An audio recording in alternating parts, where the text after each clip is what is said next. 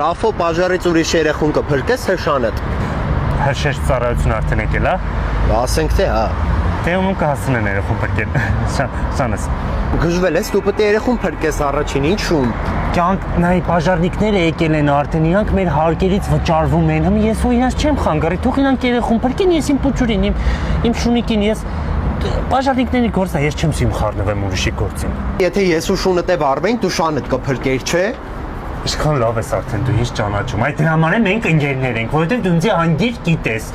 Լողացնում ենք անցից, վայ ուտեմ քեզ, փրկեմ քեզ բաժարից, մեռնեմ ջանին։ Ոխ։ Զարմանալի է, որ այսքանից հետո մեկին շանդ վստահել ես։ Ես իմ շանը վստահում եմ երկու հոգու, ինձ ու Մարինային։ Այս իր խանութի մասին սաղ Տիգրան մեծը գիտի։ Այդ վստահելի է շատ։ Դաժե ինքը կփրկի բաժարից իմ շանը։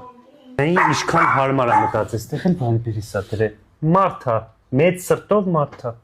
Ուտեմ քեզ, իսկ բաժարի մեջից դուք ձեր շանը կփրկեք թե ուրիշի երեխուն։ Դե երեխան եմ։ Երեխա, չէ, փոքր ալը չի հասկանում, բայց